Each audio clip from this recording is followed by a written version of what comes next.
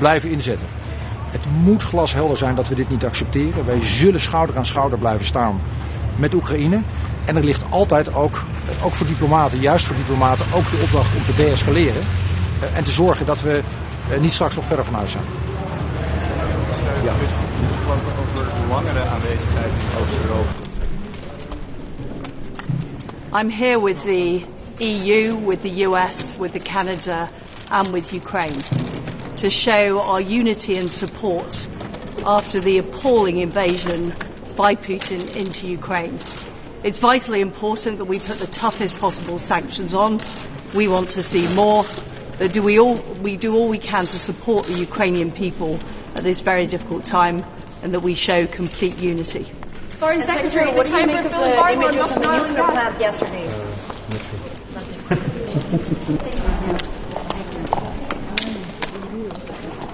Hi, Mélanie Joly, Minister of Foreign Affairs for Canada. It is a pleasure for me to be invited by the High Representative of the EU, Joseph Borrell. Representative Borrell and us have been working extensively in the recent weeks on the question of the further invasion of Russia, of Ukraine by Russia.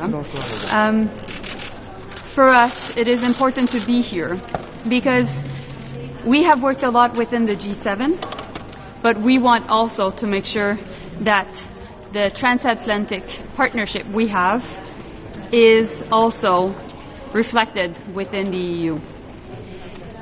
Canada has a very strong relationship with many European countries, with the EU itself, and we're also very good friends to the Americans. We're that country that bridge both realities of North America and Europe. And so that's why it is important for us to be here, to have this conversation, and our goal is to make sure that we put maximum pressure on Russia. Thank you.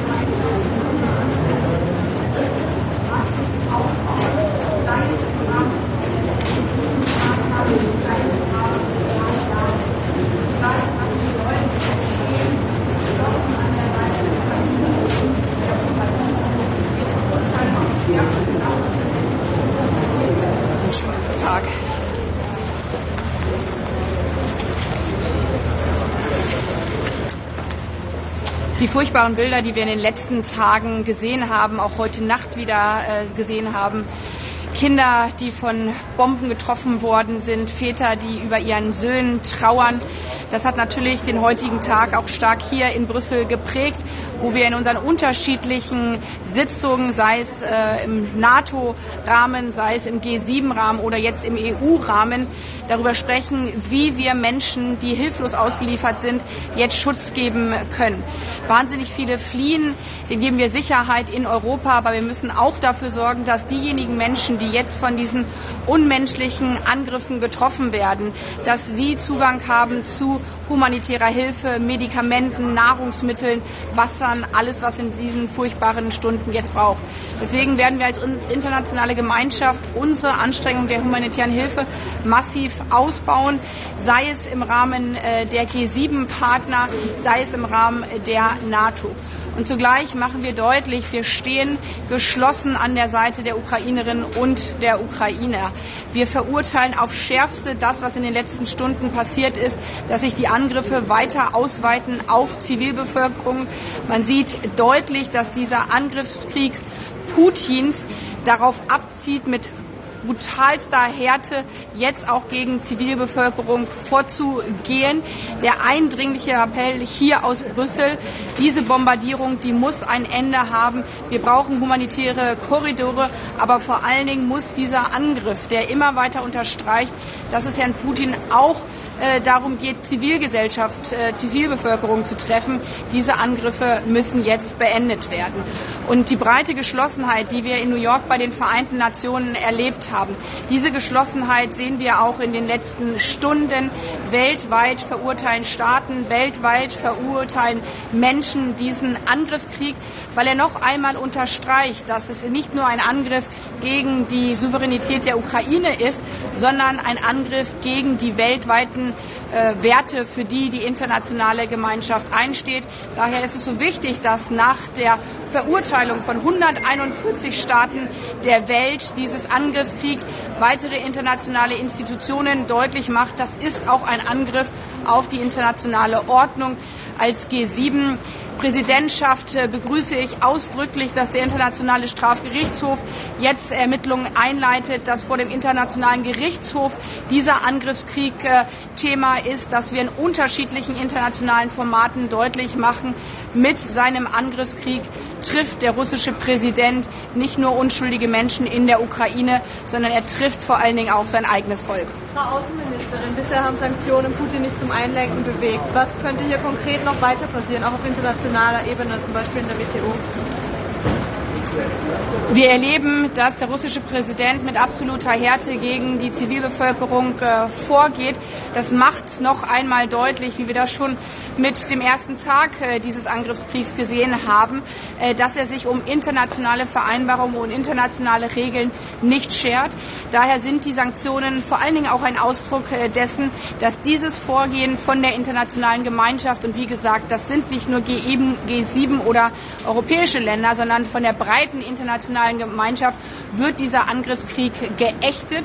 Wir sehen auch, dass die Sanktionen, die vor allen Dingen für mittelfristige und langfristige Konsequenzen gezogen worden sind, dass diese Sanktionen aber eben auch schon unmittelbar breite Härte erreichen. Der Rubel ist massiv abgestürzt.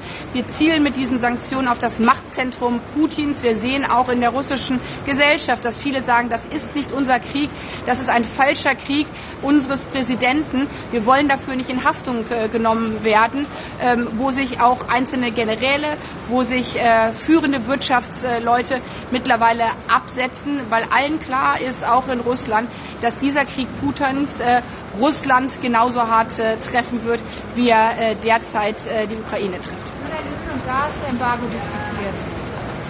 Warum kein Öl- und Gasembargo? Ich meine, die Sanktionen. Wir haben in kürzester Zeit 3 Sanktionspakete auf den Weg gebracht, die jetzt schon zeigen, mit welcher Härte das Machtsystem Putins getroffen wird. Wirtschaftlich, finanziell, aber vor allen Dingen auch politisch. Herr Putin hat mit seinem unglaublichen Vorgehen erreicht, dass er sein Land komplett isoliert hat. Nur noch 4 andere Länder, die auch Diktaturen sind, stehen an der Seite des russischen Präsidenten. Das macht deutlich, welchen Schaden er für sein Land mittlerweile bereits angerichtet hat.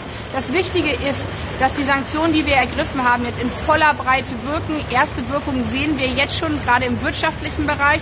Aber jetzt geht es darum, dass alle Sanktionsmaßnahmen auch wirken. Das heißt, dass die Lücken, die wir sehen können, dass zum Beispiel Finanzflüsse jetzt umgangen werden und auf anderen Kanälen durchgeführt werden, dass wir diese Lücken, die es vielleicht geben kann oder weil andere Länder Finanzquellen bereitstellen, dass wir diese Lücken jetzt schließen und dass diese Sanktionen auf Strecke angelegt sind. Das heißt, sie müssen auch auf Dauer helfen und vor allen Dingen auf Dauer halten. Das bedeutet, weitere Maßnahmen zu diskutieren, die wir nicht durchhalten können. Das wäre mehr als kontraproduktiv. Waffenlieferungen laufen ja recht schleppend an. Wird da nochmal nachgefragt werden?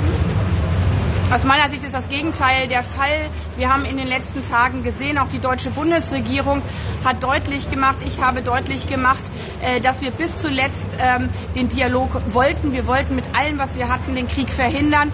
Putin wollte genau das Gegenteil. Er wollte mit allem, was er hatte, diesen Krieg erzwingen. Und in diesem Moment hat sich die deutsche Bundesregierung sowie viele andere Länder, zum Beispiel auch Finnland, die vorher keine Waffen geliefert haben, hat sich die internationale Gemeinschaft entschlossen, die Ukraine bei ihrem Recht auf Selbstverteidigung zu unterstützen. Diese Waffenlieferungen, die finden jetzt in voller Breite statt, aber wir sind in einer hochkritischen Situation. Das müssen wir uns immer wieder vergegenwärtigen. Wir sehen einen Krieg in Europa, den niemand von uns in Europa wollte. Wir erleben einen russischen Präsidenten, der unberechenbar ist. Deswegen sind die Waffenlieferungen, die richtig sind, damit sich die Ukrainerinnen und Ukrainer verteidigen können, aber auch höchst sensibel. Wir müssen alles dafür tun, dass es nicht zu einer weiteren Eskalation kommt. Und deswegen sind Waffenlieferungen nichts, was man jetzt groß in der Öffentlichkeit diskutiert, wo welche Waffen auf welchen Strecken geliefert werden, sondern das Wichtige ist, dass die Ukraine sich verteidigen kann. Und das Allerwichtigste ist, dass die Bombardierung von Seiten Putins aufhört, damit nicht noch mehr unschuldige Menschen zu Tode kommen. Herzlichen Dank. Vielen Dank.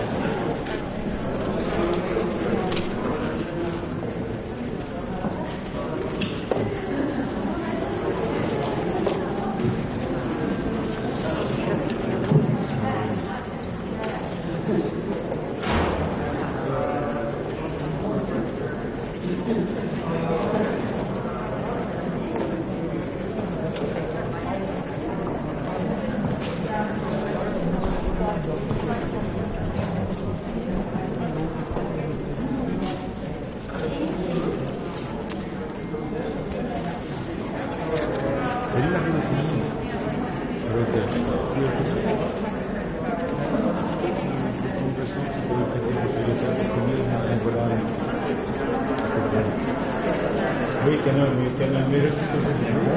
Maintenant, Blinken et Borrell, je suis dans le forum. Enfin, tu vois, la lanterne ou pas? Ok, la lanterne, là, où ah, c'est un ami, je suis haut. Merci,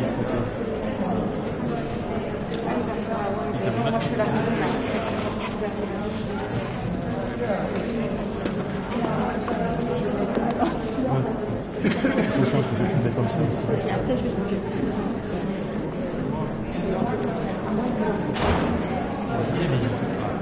Je te dis la réflexion à la guerre.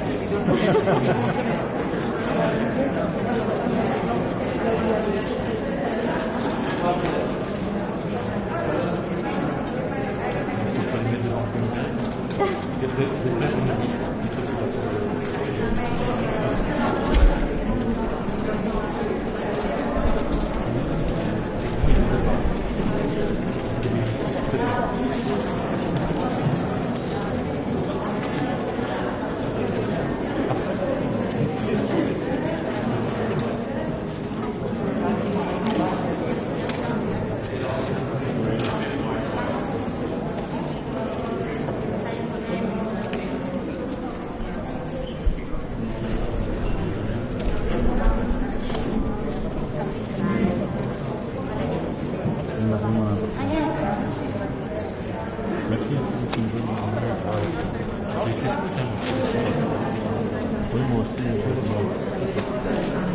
De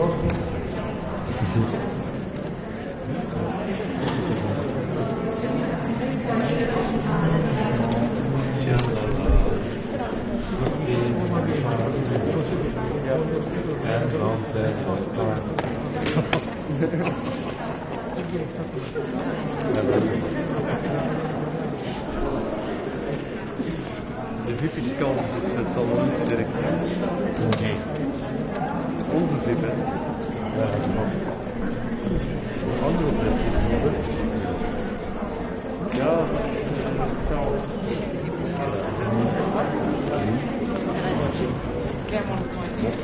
heel lang.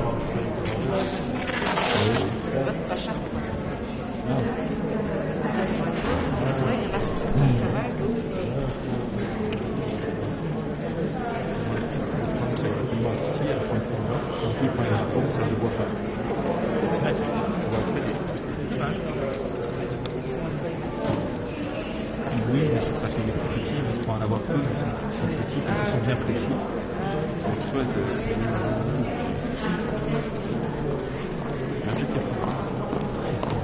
C'est bon.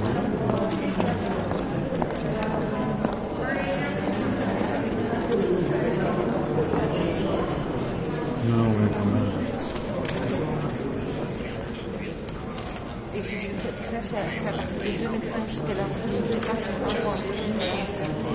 Oui, c'est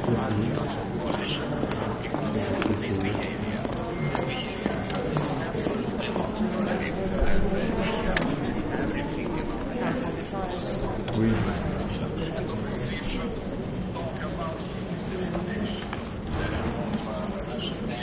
C'est peut-être un instant. Il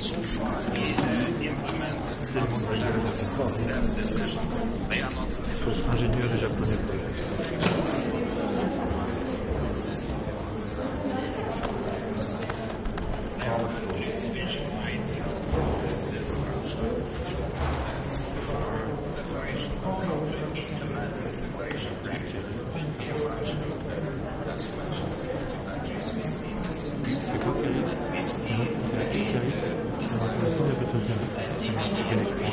C'est JL ça. Ah, c'est JL. Ah, et le tour de table. Hey guys, can you hear okay? Oui, le tour de table, c'est passé. C'est à l'Europa Building, à mon avis. C'est ici. Oui, mais les arrivées de VU, c'est... Yeah, I can hear you okay.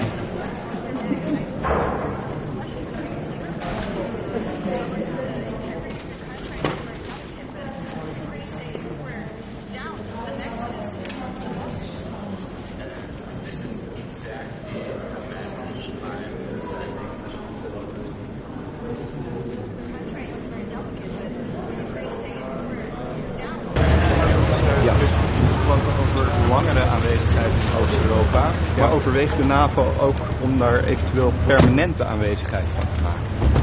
Nou, wat we met de NAVO hebben afgesproken, met de lidstaten hebben afgesproken, is dat we sowieso kijken wat landen nog extra kunnen bijdragen aan de stabiliteit in het oosten. U weet, wij zitten als Nederland zitten we al langer in het Balticum, in Litouwen.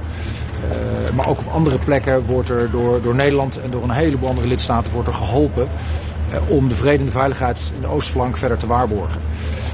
Mijn verwachting is dat gesprek en de dingen die je wellicht nog moet doen, ook in de toekomst, dat gesprek gewoon door zal gaan. En als dat zo zou zijn, dan kan ik u er ook wel over berichten. Maar het ligt nu niet op tafel, permanente aanwezigheid. Nou, wat ik u net gezegd heb, er zijn allerlei verzoeken, maar dit is wat ik er nu over kan zeggen. Wij zullen steeds op het moment dat het kabinet daar een concrete beslissing over neemt, dan zullen we daar ook antwoord op geven. Ja, ik ga nu naar binnen. Dankjewel.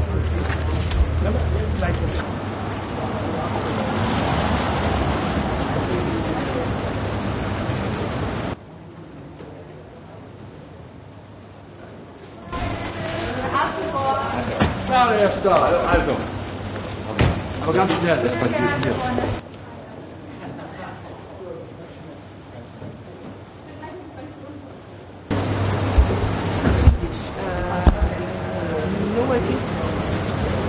No, I didn't see the Swedish one. Yes, we have.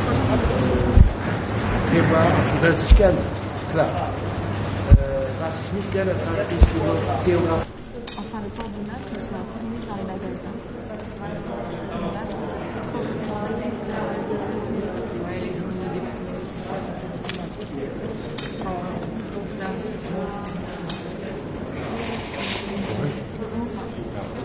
À partir du 11 mars.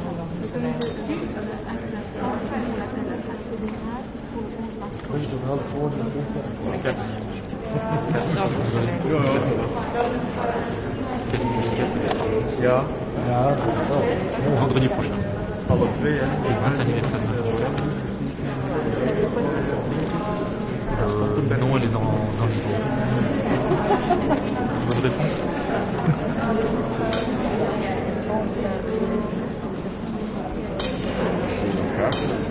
Moi, ce que je sais pas, c'est que j'ai pris la 3e dose parce que j'étais contaminé. Je ne sais pas s'il ne faut pas qu'on fasse une 4e dose.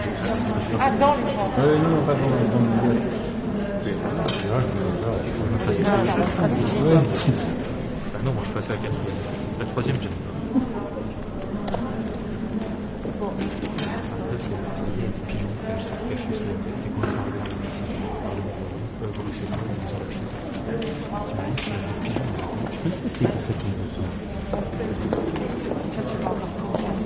Ça, ça va aller avec ta poisse. Tu vas... Ah ben, j'ai regardé ce qu'il y a en ce moment. You can always try.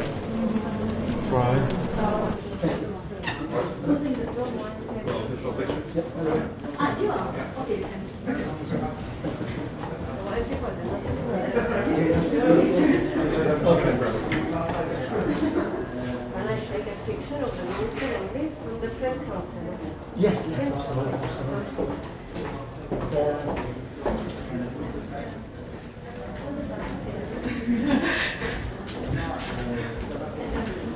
Como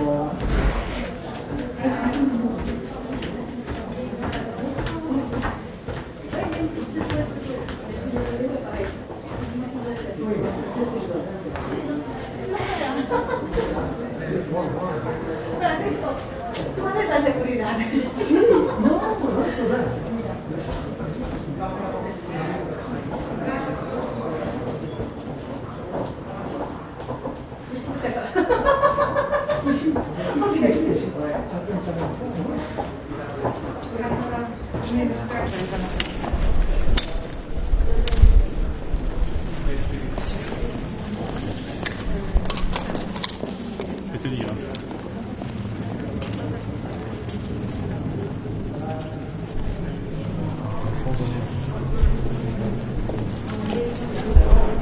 Oui, ça marche.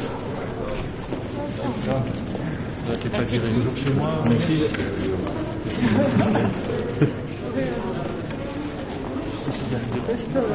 Merci Mario.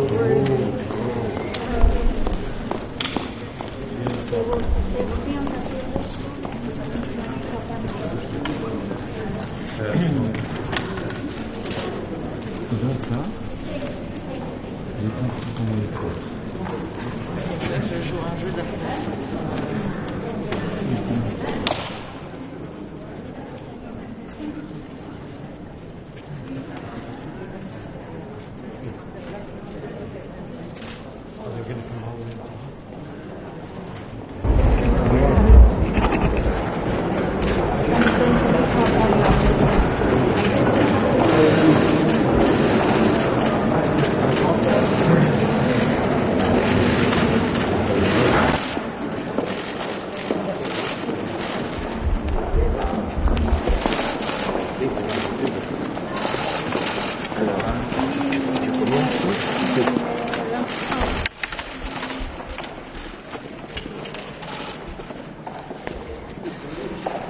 Good morning. This is going to be a very important council meeting. We have with us the Secretary of State, Tony Blinken. We already have the ministers of United Kingdom and Canada, and the Foreign Minister Kuleba, who will explain us which is the situation in the ground. Today what we see is the ugly face of war erupting again in our borders. and the Russians are bombing and shelling everything.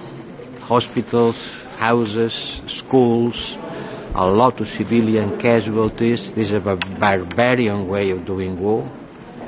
And the Human Rights Council will soon launch a mission in order to assess the violations of human rights which is happening in Ukrainian territory.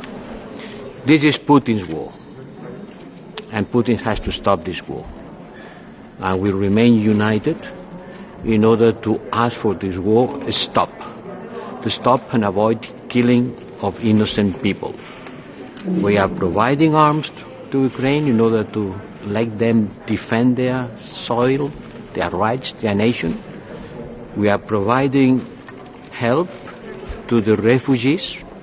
Already 1 million people have been crossing our borders, and unhappily more will come.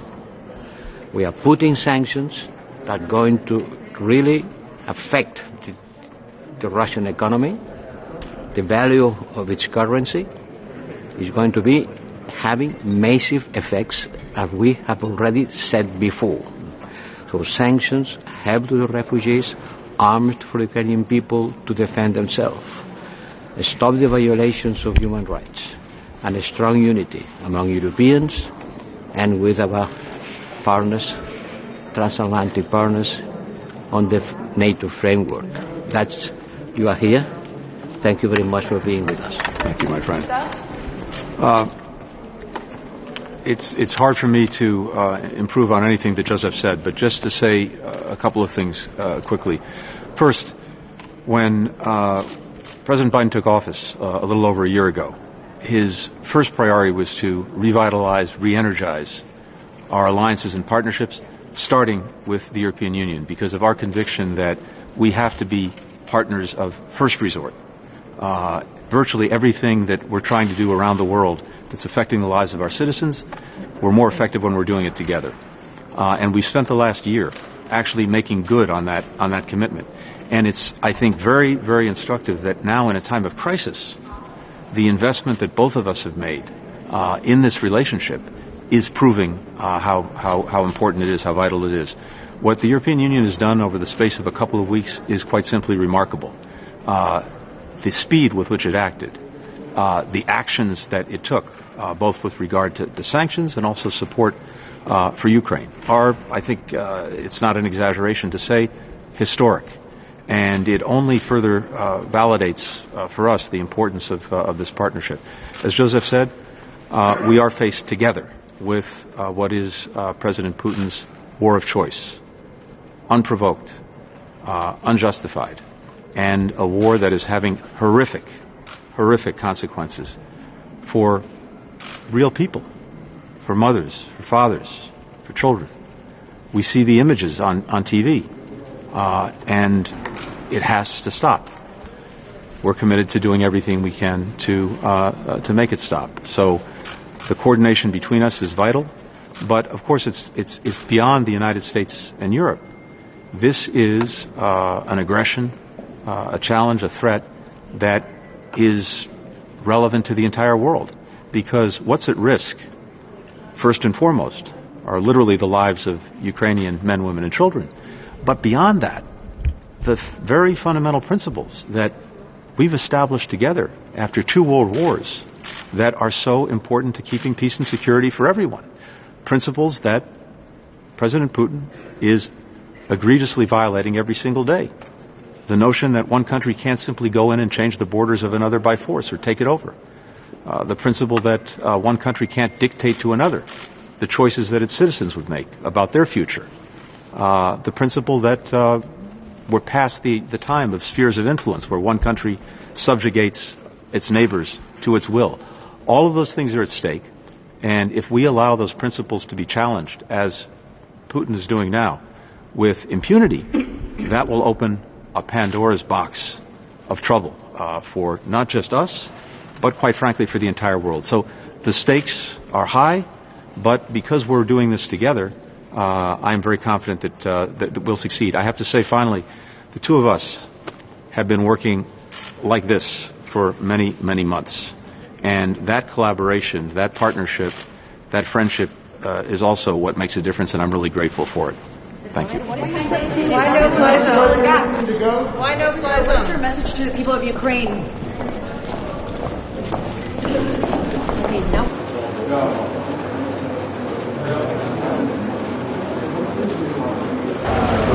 Guten Tag, Herr Minister Steinberg. Grüß Gott.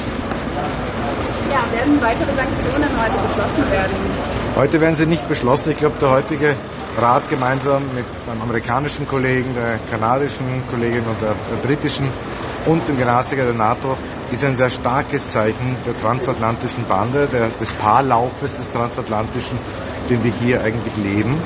Und ja, wir können die Sanktionsschrauben weiter drehen, wenn es notwendig ist. Die Arbeiten laufen im Hintergrund. Aber ich muss schon etwas sagen.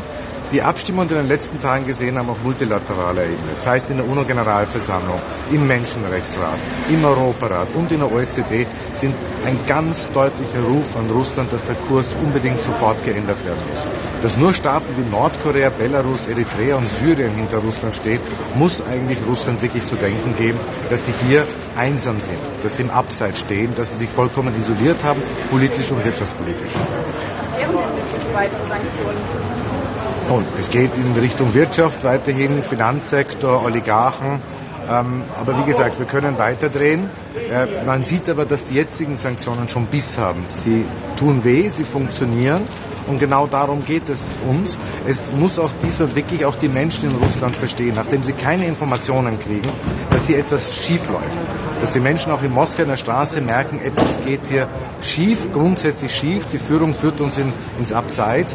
Und nur so, leider Gottes, werden wir es vielleicht schaffen, dass Putin seinen Kurs...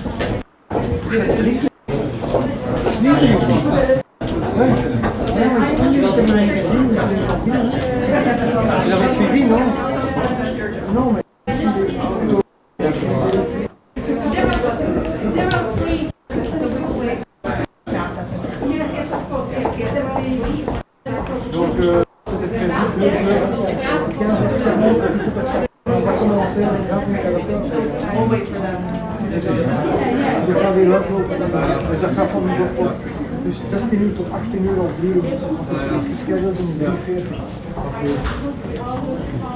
Ja, dat was een veel.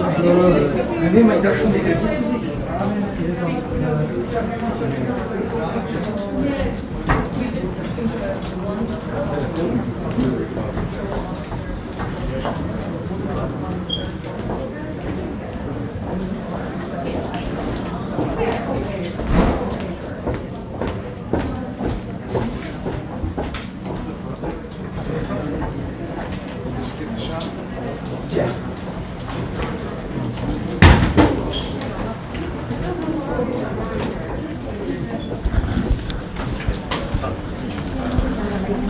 No,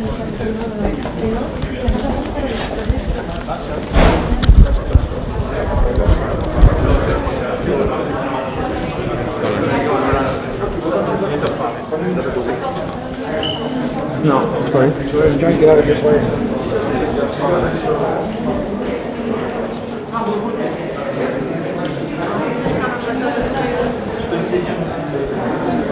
Está aqui, guys. Está aqui programando.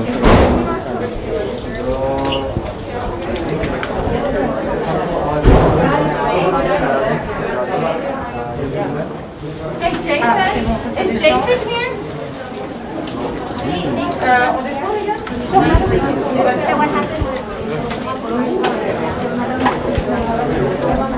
Just to see you. Oh, wait. Let's trust.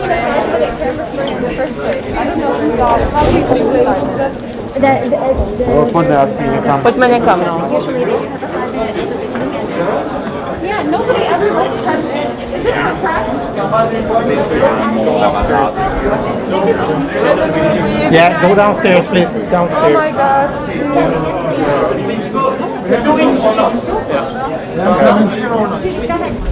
Hey, CBS poll, let's go. 0. But okay, I think now it's enough.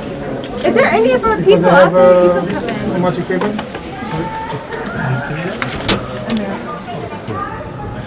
You're sorry, Kirby? You would be Canadian, I would be so happy. Then I'm just happy. But I'm happy. You should still be happy. I'm happy. That was such a disaster. That was total bullshit. Honestly, I don't know who told them that the camera spray was going to be 5 minutes. Have you ever seen a camera spray that's 5 minutes? No, 30 seconds max. What a disaster.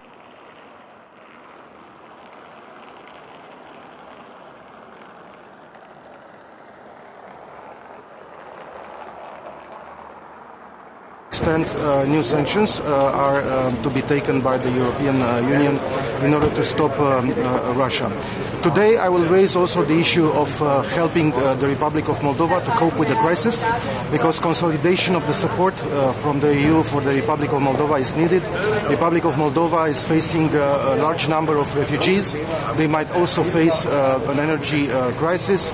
So it is very important to consolidate the resilience of the Republic of Moldova, and for that reason, together with my Austrian colleague, Mr. Schellenberg, I have sent yesterday a letter, a joint letter to High Representative Borrell and to Commissioner Vaheli in order to ask for more assistance, financial assistance, humanitarian assistance for the Republic of Moldova in order to cope with these challenges. I also want to welcome the request which was signed yesterday by the President of the Republic of Moldova, the President of the Parliament and the Prime Minister, asking for candidate status of the Republic of Moldova to the European Union. The Republic of Moldova is a well-prepared partner state, and I'm glad that Romania can extend its support in order for this membership of the Republic of Moldova to the European Union to become a reality. Today, Transnistria has asked for its for the recognition of its independence.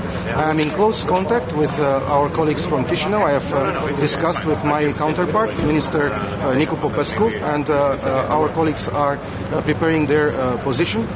Second, I would like to raise this issue during the Foreign Affairs Council today to the attention of the colleagues. And third, I use this opportunity to reiterate Romania's strong support for the sovereignty and territorial integrity of the Republic of Moldova within its internationally recognized borders. Thank you.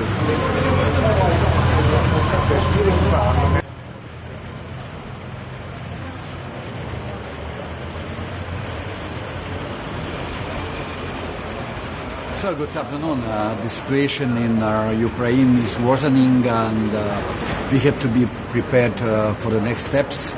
Unity with partners and allies is our biggest strength.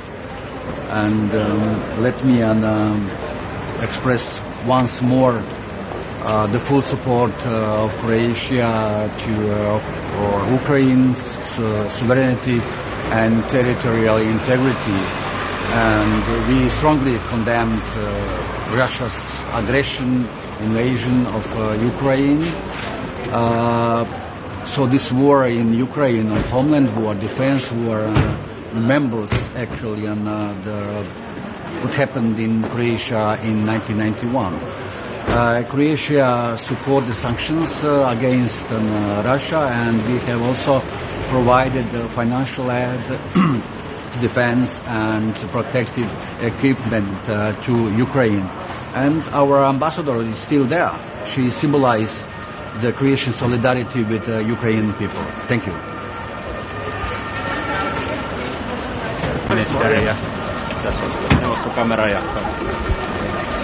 So today's meeting with the EU ministers is very important because this is an opportunity also to stress the transatlantic unity on issue for Ukraine, and very much appreciated that Secretary Blinken is today here, as well as Liz Truss and other ministers. I had a short discussion also with the Secretary Blinken on the European security issues and Finnish-US cooperation on several issues. Ulkoministeri Haavisto, mitä uutta kerrottavaa Naton ulkoministerikokouksessa oli kumppanimaille Suomelle ja Ruotsille? No, oli erittäin hyvä vastaanotto Suomelle ja Ruotsille ja myöskin EUn korkealle edustajalle Borrellille, että hyvin monet NATO-maat, lähes kaikki, mainitsi sen, että on tärkeää, että meillä on tämä koordinaatio EUn ja myös Suomen ja Ruotsin kanssa. Suomen ja Ruotsin läsnäoloja annettiin paljon arvoa ja tosiaan oli sitten mahdollisuus pitää lyhyt tapaaminen myöskin ulkoministeri Blinkenin kanssa ja puhua sitten Suomen ja Yhdysvaltojen yhteistyöstä ja myöskin tästä Euroopan turvatilanteesta hänen kanssaan. Fråga på svenska. NATO Stoltenberg säger att man kommer att förstärka informationsutbytet med Finland och Sverige. Kommer det att betyda en större förändring för oss? No, förstås det är stor sak just nu i den här nuvarande situationen inom Europa att vi har möjlighet att ha den där analys som har gjorts i NATO och i alla NATO-medlemmar i den här situationen inom Ukraina. Och förstås det gör oss också starkare att vi har all den information som NATO-länderna har om situationen. Siis luvassa jotakin uutta verrattuna vanhaan? No, tämän tasavallan presidentti tämän NATO-huippukokouksen jälkeen kertoikin siitä, että alkaa tämmöinen MSI-yhteistyö, jossa on paljon tiedonvaihtoa, paljon nykyistä enemmän, ja se on juuri tällaisia tilanteita varten suunniteltu. Sitä on aikaisemmin harjoiteltu erilaisissa NATO- ja kumppanimaat harjoituksissa, mutta nyt sitä käytetään sitten tässä tilanteessa. Tästä kokouksesta vielä, onko EU valmis laittamaan lisää pakotteita Venäjän öljy- ja kaasutuonnin? No varmasti tämä 4. pakotepaketti on valmisteilla ja ministerit täällä käyvät siitä keskustelua. En halua mennä yhtään näihin pakotespekulaatioihin tai mitä ne koskevat, mutta selvästi järkytys on EU-ministereiden piirissä hyvin suuri niin siitä humanitaarisesta kriisistä, joka tällä hetkellä on Ukrainassa, ja siitä, että asutuskeskuksissa niin monet ihmiset ovat joutuneet sotatoimien alle. Ja tietysti lisänä tässä on nyt tullut tämä huoli tästä ydinturvallisuudesta, joka myös tuossa aamun NATO-kokouksessa nousi hyvin monissa puheenvuoroissa esiin.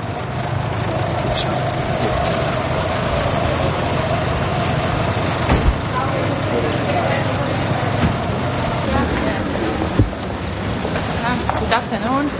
Today we have gathered here at the Council to discuss the unfortunate war in Europe, which was started by Russia against Ukraine. In these very difficult circumstances for Ukraine, of course, we must continue to support Ukraine politically, economically, financially, give humanitarian aid, and of course also defensive aid, as we need to support Ukraine in defending its territories.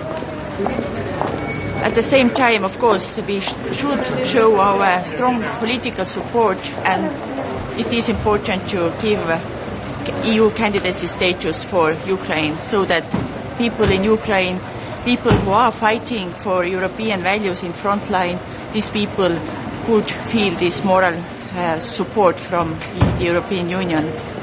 At the same time, of course, we must continue to pressure Russia stopping this war, this brutal war against civilian people in Ukraine. And I hope that we will have good results today on furthering sanctions and political isolation of Russia. Thank you.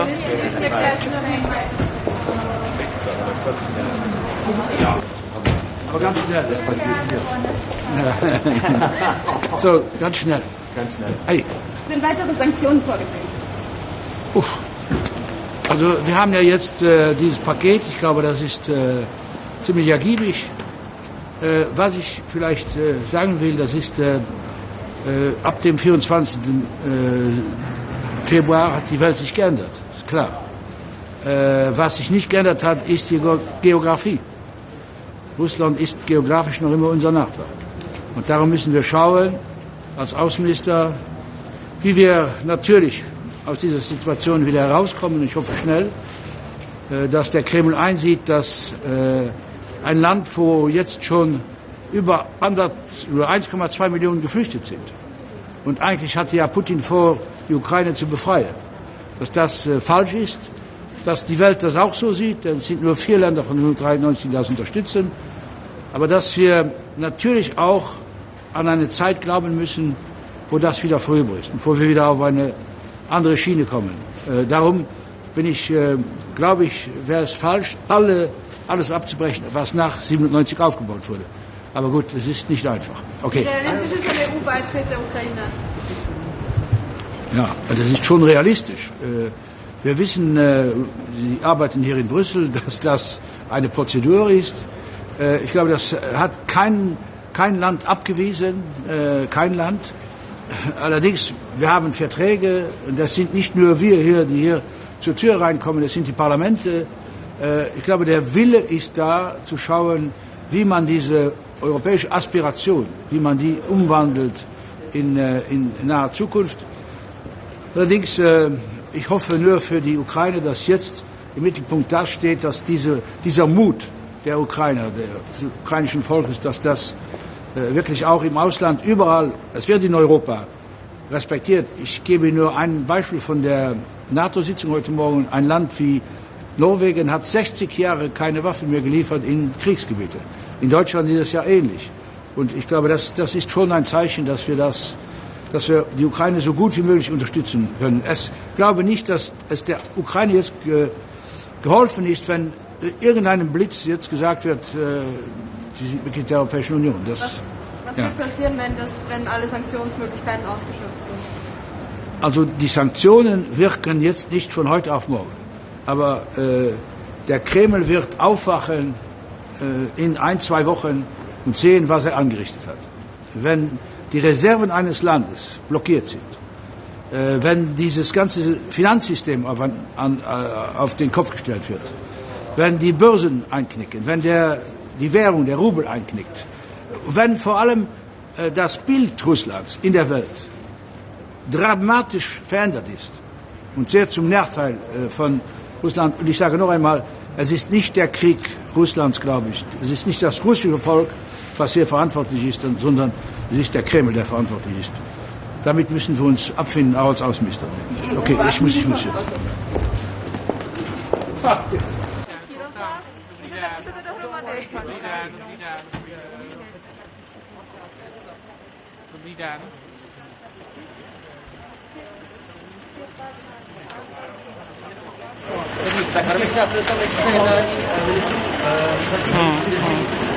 Ano. Tak my jsme se na jednání ministrů zahraničí na to jednoznačně shodli na tom, že odsuzujeme naprosto nepochopitelný útok na jadernou elektrárnu v Záporoží. Je to záležitost, která porušuje snad veškeré myslitelné mezinárodní právo. Je to záležitost, která potenciálně ohrožuje celý svět. Shodli jsme se na tom, že západní svět musí dále podporovat Ukrajinu v jejím úsilí o ochranu svobody a demokracie. Shodli jsme se na tom, že je potřeba posílení východního křídla NATO, protože NATO je obranná aliance a Rusko v tuto chvíli představuje významnou hrozbu. Jens Stoltenberg nicméně na té své konferenci prohlásil, že zatím není doba na to, aby se na to jakýmkoliv způsobem podílel. Mluvil o tom, že na to musí zůstat mimo, to znamená ani například, kdyby dopravoval na místě stíhačky, o kterých se mluvilo. Je tohleto postoj, který zastává Česká republika? Samozřejmě je potřeba zachovat, že Severoatlantická aliance je obranná aliance. Samozřejmě to nebrání jednotlivým státům západního společenství a aby podporovali Ukrajinu. A Česká republika je jedním z těchto států, protože je v našem zájmu, aby Ukrajina byla silná a zůstala silná. Stoltenberg mluvil taky o tom, že něco jako bezletová zóna nad Ukrajinou je nemyslitelná, že by to vyvolalo celou evropskou válku, ale že jste se o tom bavili. To znamená, že některé země o něčem takovém by uvažovaly? V té debatě, to bylo několikrát zmíněno, na začátku jednání Severoatlantické rady ministrů zahraničí bylo puštěno video od ukrajinského ministra zahraničí věcí Dmitry Kuleby, který právě vznesl ve svém příspěvku tento požadavek. Ale je potřeba si uvědomit, kdo by vynucoval případně takovouto bezletovou zónu. A to by byly právě státy NATO, což by znamenalo přímé zapojení do vojenského konfliktu, což opravdu si nemůžeme v tuto chvíli dovolit. Nyní vás čeká pro nás úzkoministrů zahraničních věcí diplomatů Evropské unie. V čem bude jiná a co bude tím hlavním tématem?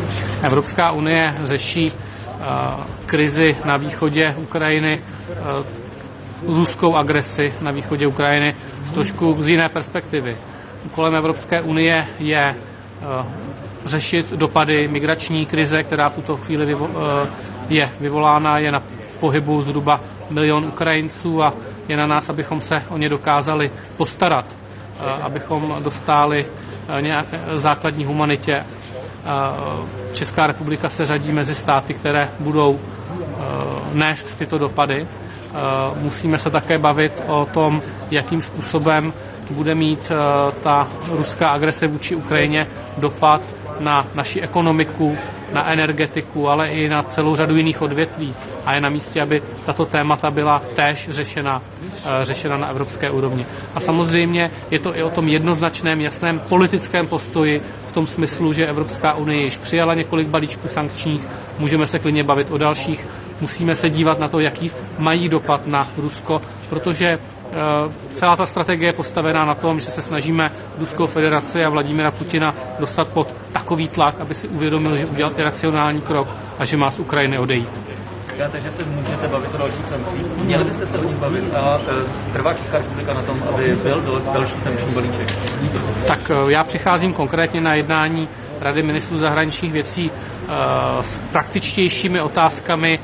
Pravidelně hovořím o ruských tajných službách a jejich působení v Evropě. Sdílíme momentálně velmi aktivně s našimi partnery v Evropě zkušenosti s vyhoštěním, jednodušeně řečeno s Vrběticemi. Co to znamenalo, musím říct, že naši partneři jsou za to velmi vděční. Nebudu jmenovat, ale jeden ministr zahraničních věcí mi dneska za to dokonce poděkoval, protože ukazujeme opravdu unikátní know-how toho, jak s tímto zacházet a ve výsledku tato aktivita povede třeba i k většímu množství vyhoštění agentů, než kdy v České republice bylo. Ministři zahraničí dalších západních zemí, Spojených států, Kanady, Velké Británie, co jich potřebuje vyslyšet? Klíčové je, že se sladíme v našich pozicích, že opět prokážeme jednotu, protože jednota je naše nejsilnější deviza, že postupujeme jednotně, že se dokážeme shodnout na sankcích, že se politicky shodneme na celé řadě opatření. To je něco, co opravdu Rusko nečekalo a Putin je tím upřímně překvapen. Díky. Pardon, ještě jednu otázku. V pondělí zasedne Mezinárodní tribunál. Bylo tam také Jens Stoltenberg. Je podle vás už nyní jasné, že Rusko porušuje mezinárodní právo? Já myslím, že když se díváme na ty obrázky ukrajinských měst, jakým způsobem jsou bezhlavě, bez jakéhokoliv přemýšlení bombardována sídliště, tak je to jednoznačný válečný zločin. Děkuji.